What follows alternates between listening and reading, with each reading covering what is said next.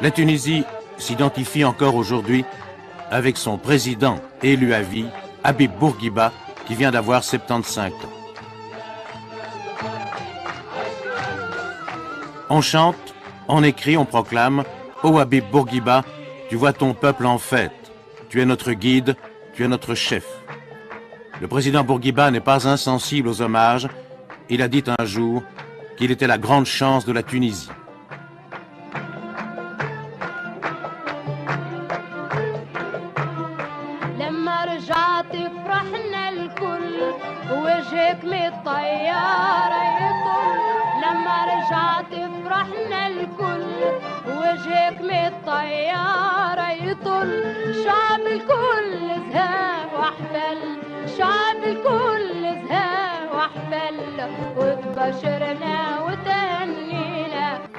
Habib Bourguiba est omniprésent.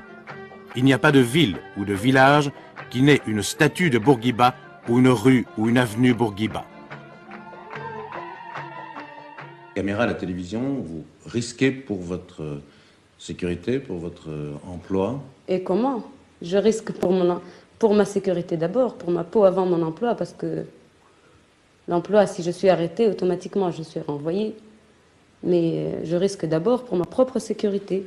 Je serai arrêtée tout de suite, certainement, et je subirai toutes les formes de torture que l'on utilise contre n'importe quelle personne qui oserait parler. Et parler de quoi? Parler de quoi? Mettre en question la politique actuelle du pays, mettre en question le système, parler de la réalité que vit le peuple tunisien en Tunisie, dénoncer la répression qui s'abat sur tout le peuple.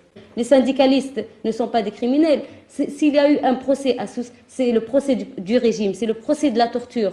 La preuve, c'est que le secrétaire général de l'Union régionale est resté, son interrogatoire a duré 4 heures et il n'a parlé que de la torture. Tous les syndicalistes, tous les détenus n'ont parlé que de la torture. Un camarade à Sousse, secrétaire général de la section des banques, de la section de la Fédération des banques, est mort sous la torture. Hossein Kouki est mort sous la torture. Et son avocat a demandé de le voir la veille, le jour de sa mort. Ils lui ont interdit de le voir et le lendemain, ils lui ont dit « ton client est mort ». Il est mort sous la torture. Les détenus sont dans des cellules, dans des conditions lamentables, dans l'humidité, dans l'eau. Il est mort dû à une pneumonie. Les camarades ont subi toutes les formes, l'électricité, l'hélicoptère, les coups, l'agression. Alors là, ils se sont fait marcher dessus par la milice. Alors, à Sousse, la milice a participé à la torture. La police politique a participé à la torture. La DST est allée de Tunis pour torturer. Elle s'est déplacée de Tunis jusqu'à Sousse pour torturer, pour extorquer des aveux. Et ça, c'est très important. S'il y a eu un procès à Sousse, ça a été le procès de la torture, le procès de la milice, le procès du Parti socialiste d'Estorien et non le procès de l'UJTT. Malgré la surveillance de la police, une opposition politique s'exprime, celle du mouvement des démocrates socialistes. Ce sont pour la plupart des dissidents ou des exclus du parti unique. C'est une opposition libérale et légaliste, contrairement par exemple au mouvement de l'unité populaire, socialiste et clandestin. Quoi qu'il en soit, cette opposition libérale est probablement la seule alternative actuelle. Écoutons Dali Jazi, 35 ans, avocat, professeur à la faculté de droit de Tunis et un des fondateurs de la Ligue tunisienne des droits de l'homme. Écoutez, je vais vous dire tout de suite que la Tunisie ne fait pas partie du décorum des pays du tiers-monde dans lesquels on n'est pas sûr de finir la nuit dans son lit ou dans lesquels on n'est pas sûr de se réveiller le lendemain. Il n'existe pas de liquidation physique, il n'existe pas d'enlèvement, il n'existe pas, disons, de situation ahurissante comme certains pays et comme certains régimes actuellement en place connaissent. Actuellement, en Tunisie, on ne peut pas non plus dire que les droits de l'homme sont parfaitement respectés ou sont au-dessus de tout soupçon. Je vous prends 2 exemples concrets. la garde à vue, c'est-à-dire le temps que le peut passer un prévenu dans les locaux de la police à partir du moment où il y a des soupçons ou des poursuites qui seraient engagées contre lui. Cette garde à vue n'est pas limitée en Tunisie. Vous savez fort bien ce qu'est l'habeas corpus en Angleterre, ce qu'est l'état de la garde à vue en France ou dans votre pays. En Tunisie, il n'y a pas de délai de garde à vue. Cela signifie quoi? Cela signifie qu'on peut être arrêté à n'importe quel moment, pour n'importe quel motif, passer dans n'importe quelle condition un temps illimité dans les locaux de la police. Cela est arrivé à beaucoup de personnes. Et certaines d'entre elles ont été relâchées au bout de 15 jours, 3 semaines, 1 mois, 2 mois de détention dans les locaux de la sûreté. On leur a dit, nous n'avons plus rien à vous demander, partez. C'est quand même tout à fait inadmissible dans un pays qui a une civilisation traditionnelle, dans un pays qui a une élite considérable, dans lequel le sous-développement est en régression, que l'on puisse encore arrêter quelqu'un, le détenir pendant plusieurs semaines, puis lui dire du jour au lendemain qu'on l'a arrêté par erreur ou par abus, mais que de toutes les façons, il pouvait repartir. Ce délai de garde à vue, cela signifie aussi que lorsqu'on est détenu chez la police, on ne peut entrer ni en contact avec son avocat, ni avec sa famille, on ne peut pas communiquer avec le monde extérieur, par conséquent, on est totalement isolé, cela relève totalement de l'arbitraire. On ne peut plus compter que sur le niveau d'humanité de ces geôliers ou des policiers auxquels on a affaire. Est-ce que la torture est pratiquée en Tunisie? Écoutez, une chose est certaine, c'est qu'il n'y a pas de procès d'étudiants ou d'hommes politiques ou de syndicalistes dans lequel on ne parle pas de torture. 2 exemples assez récents. Le procès du mouvement d'unité populaire qui s'est tenu en août 1977, un des principaux inculpés a proclamé à la face du tribunal et du public qu'il y avait au ministère de l'Intérieur de véritables laboratoires de torture. Je le cite. Et actuellement, dans les procès de syndicalistes qui se tiennent, à Sfax et à Sousse notamment, certains syndicalistes ont déclaré avoir subi des sévices corporels et que c'est à la suite de ces sévices qu'on leur a fait signer leur propre déposition devant la police. La torture existe dans la mesure où ceux qui l'ont subi la dénoncent devant les tribunaux et devant les cours devant lesquels ils comparaissent.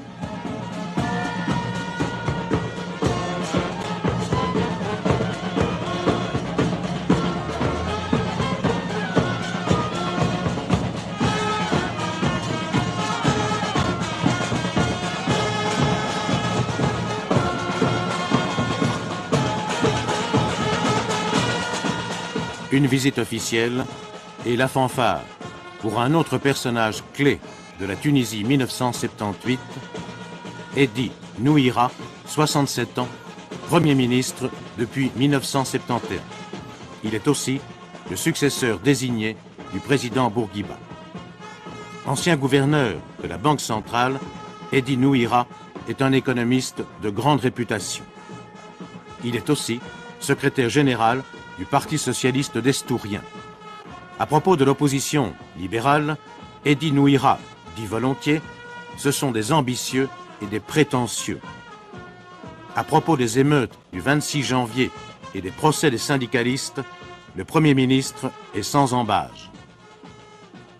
Il y a actuellement des procès en cours, des procès de syndicalistes, qui posent tout de même des problèmes à l'opinion internationale. Vous avez reçu la visite de plusieurs membres de la Ligue des droits de l'homme, des syndicalistes. Mais parfaitement, il y a des procès. Quand on fait descendre les gens dans la rue, quand on provoque à la haine, quand on incendie des biens publics, quand on pille des magasins, quand on rançonne les gens, vous croyez que la loi ne doit pas s'exercer? La première des responsabilités de tout gouvernement, c'est l'ordre public. Et ceux qui ont contribué précisément à troubler l'ordre public ont été largement prévenus. Largement prévenus que jamais le gouvernement ne se laissera faire, ne laissera la rue à la disposition de n'importe qui. Par conséquent, c'est un procès tout à fait normal. Alors, si vous voulez passer par pères et profits ce qui s'est passé le 26 janvier, alors je vous souhaite du plaisir. Mais est-ce que la responsabilité des syndicalistes accusés est tout à fait établie? Eh bien, écoutez, il y a actuellement des tribunaux, il y a une justice, il y a une instruction, il y a une défense qui ne se prive pas, n'est-ce pas, de dire son opinion et même celle des autres pour démontrer si ces gens-là sont coupables et s'ils le sont, dans quelle mesure, ou s'ils ne le sont pas, également de le dire. On se rattrape. on fait de véritables festins, on invite des amis. On dépense davantage pendant ce mois, d'autant plus que les commerçants profitent du ramadan pour augmenter les prix.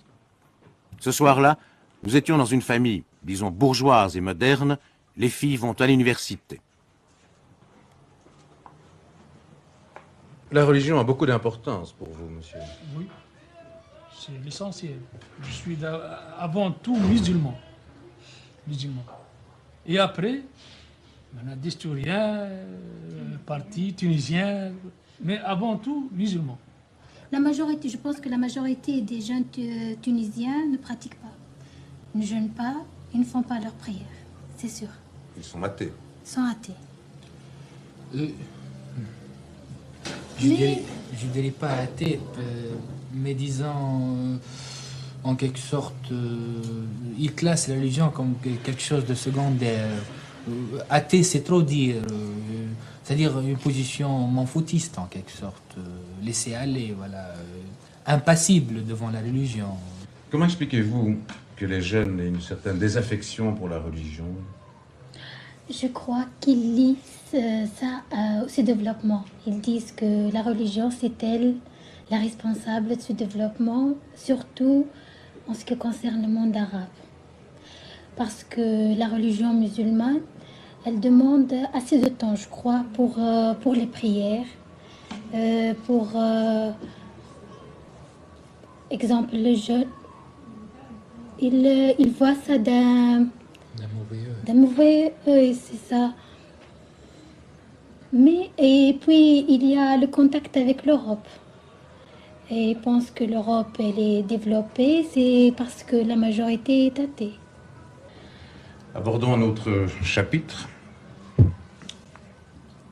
Il y a un seul parti ici en Tunisie. Est-ce que vous pensez que c'est bien qu'il n'y ait qu'un seul parti, le Parti socialiste destourien, ou bien est-ce qu'il faudrait plusieurs partis? Le président Bourguiba, en ce qui concerne la démocratie, il a une position très nuancée, c'est-à-dire il est pour d'abord la généralisation, disons pour l'alphabétisation d'abord de tous les Tunisiens, et puis pour une démocratie, disons, gradualiste, c'est-à-dire par étapes, petit à petit. Voilà mon point de vue. Vous partagez le même point de vue, ou bien vous pensez qu'il faudrait plusieurs partis? Non, je crois que notre parti s'est utilisé par le pouvoir. Voilà, il a longtemps gouverné, maintenant il faut changer. Et puis, c'est vraiment très choquant de voir quand même, il y a au moins un tiers de la population tunisienne qui est instruite, au moins un tiers, mais qui voit ce genre d'élections.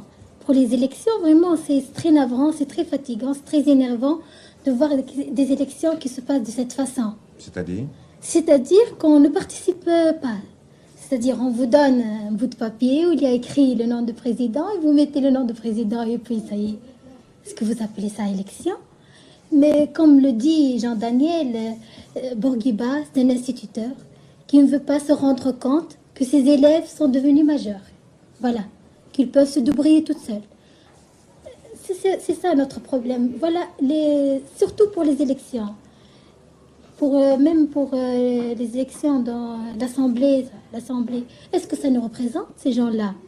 Est-ce que le ministre de la Santé, il représente un quartier, et l'autre, le ministre, il représente autre. Je suis certaine que ce ministre ne connaît pas les gens de ce quartier. Il ne connaît même pas ces gens. Est-ce qu'il nous représente ces gens-là? C'est bête de voir... Qu'est-ce qu'ils croient? Que les gens ne voient pas, que les gens ne comprennent pas.